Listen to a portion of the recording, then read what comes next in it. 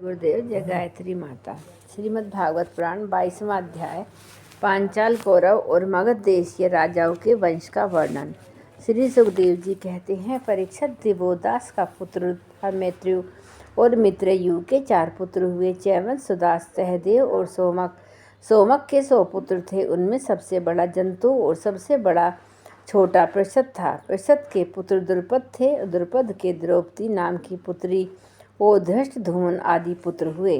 धृष्टद्युम्न का पुत्र था धृष्टकेतु। भाग्यश्राव के वंश में उत्पन्न हुए ये नरपति पांचाल कहलाए। अजीमीढ़ का दूसरा पुत्र था ऋक्ष।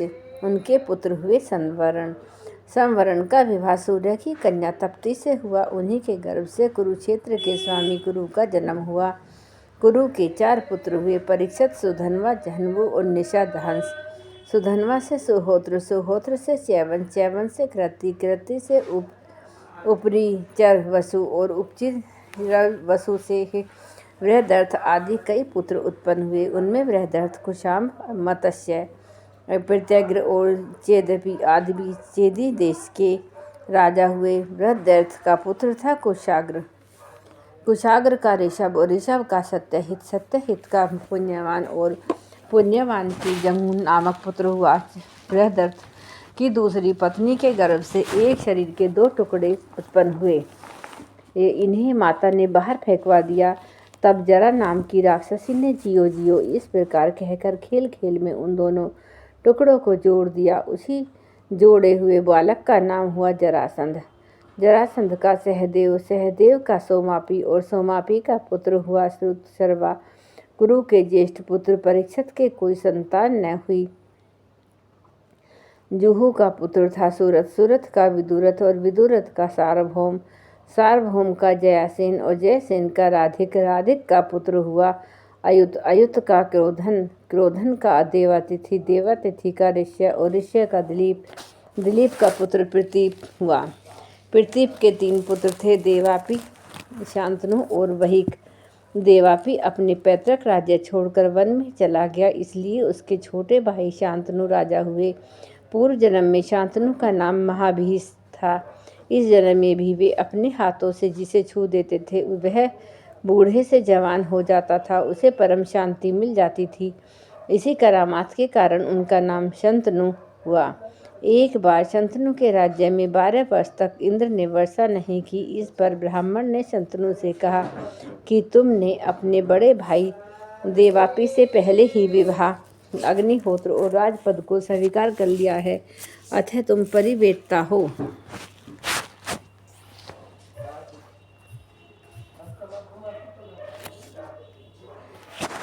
अब यदि तुम अपने नगर में और राष्ट्र की उन्नति चाहते हो तो शीघ्र से शीघ्र अपने बड़े भाई को राज्य लौटा दो। जब ब्राह्मणों ने शंतनु से इस प्रकार कहा तब उन्होंने वन में जाकर अपने बड़े भाई देवापी से राज्य स्वीकार करने का अनुरोध किया, परंतु शंतनु के मंत्री अस्मरात ने पहले से ही उनके पास कुछ ऐसे ब्राह्मण भेज दिए थे जो वेद को दूषित करने वाले वचनों से देवापी को वेद मार्ग से विचलित कर चुके थे। इसका फल यह हुआ कि देवापी वेदों के अनुसार गृहस्थ आश्रम स्वीकार करने की जगह उनकी निंदा करने लगे, इसलिए वे राज्य के अधिकार से वंचित हो गए और तब शांतनु के राज्य में वर्षा हुई। देवापी इस समय भी योग साधना कर रहे थे और योगियों के प्रसिद्ध निवास स्थान कलाप ग्राम में रहते हैं। जब कलयुग में चंद्रवंश का नाश हो जाएगा तब सतयुग के प्रारंभ में वे उसकी स्थापना करेंगे।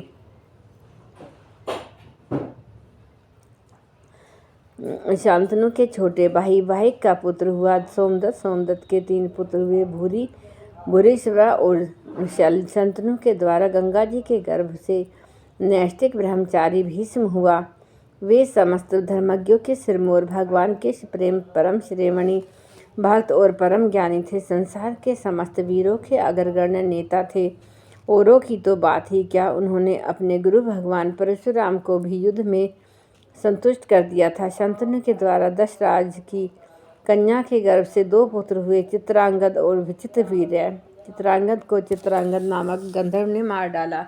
इसी दशराज की कन्या सत्यवती से पराशर जी के द्वारा मेरे पिता भगवान के कला अवतार स्वयं भगवान श्री कृष्ण दयापन व्यास जी अवतीर्ण हुए थे। उन्होंने वेदों की रक्षा की। परीक्षित, मैंने उन्हीं से इस श्रीमद्भागवत पुराण का अध्ययन किया था।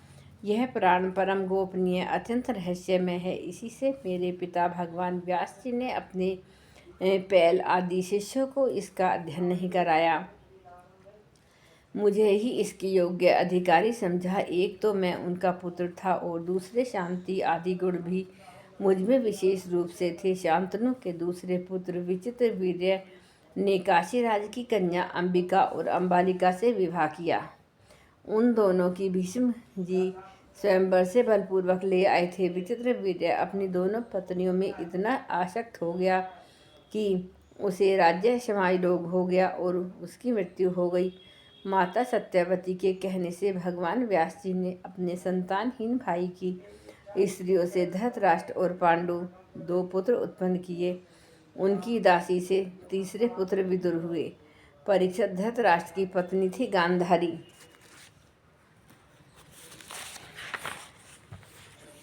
उसके गर्भ से 100 पुत्र हुए। उनमें से सबसे बड़ा दुर्योधन।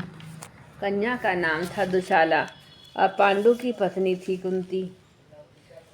शापवश पांडु स्त्री सहवास नहीं कर सकते थे, इसलिए उनकी पत्नी कुंती के गर्भ से धर्म और वायु और इंद्र के द्वारा क्रमशः युधिष्ठिर, भीमसेन और अर्जुन नाम के 3 पुत्र उत्पन्न हुए। ये तीनों के 3 महारथी थे। पांडु की दूसरी पत्नी का नाम था माद्री। दोनों अश्वनी कुमारों के द्वारा उसके गर्भ से नकुल और सहदेव का जन्म हुआ। परीक्षित, इन 5 पांडवों के द्वारा द्रौपदी के गर्भ से तुम्हारे 5 चाचा उत्पन्न हुए। इनमें से युधिष्ठिर के पुत्र का नाम था पृथ्वीधन्य, भीमसेन का पुत्र था श्रुतसेन और अर्जुन का था श्रुतिकीर्ति, नकुल का शतानीक और सहदेव का श्रुतकर्मा। इनके सिवा युधिष्ठिर के पूर्वी नाम की पत्नी से देवक और भीमसेन के हिडिंबा से घटोत्कच, काली से सर्वगत नाम के पुत्र हुए। सहदेव के पर्वत कुमारी विद्या से सुहोत्र और नकुल के करेणुमति से नरमित हुआ। अर्जुन द्वारा नाग कन्या लूपी के गर्भ से ईरामान और मणिपुर नरेश की कन्या ने बब्रुवाहन का जन्म हुआ। बब्रुवाहन अपने नाना का ही पुत्र माना गया, क्योंकि पहले ही यह बात तय हो चुकी थी कि अर्जुन की सुभद्रा नाम की पत्नी से तुम्हारे पिता अभिमन्यु का जन्म होगा।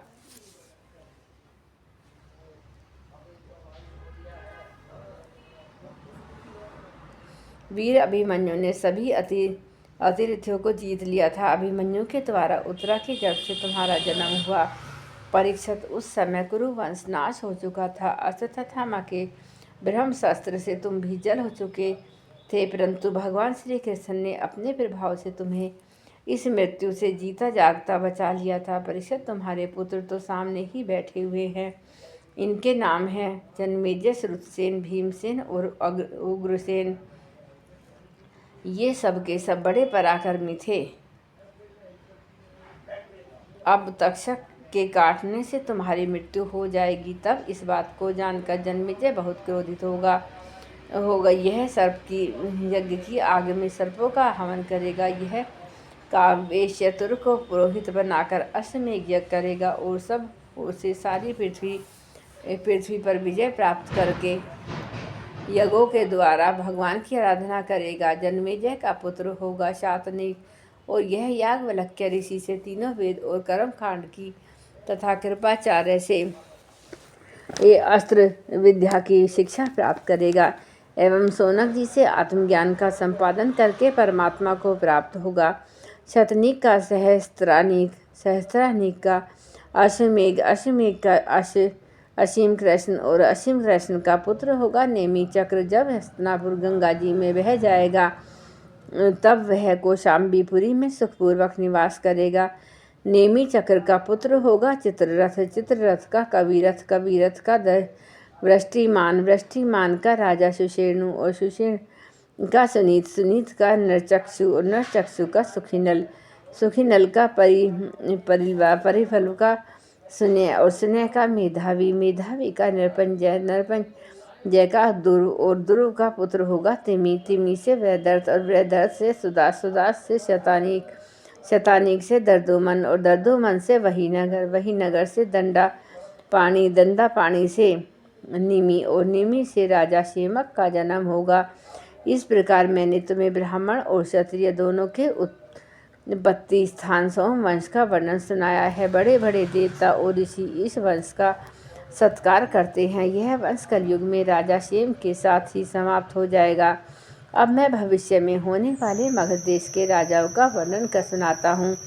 जरासंध के पुत्र सहदेव से मार्जरी और मार्जरी से श्रुत, शर्वा से अयुतायु और अयुतायु से निर्मित्र नामक पुत्र होगा।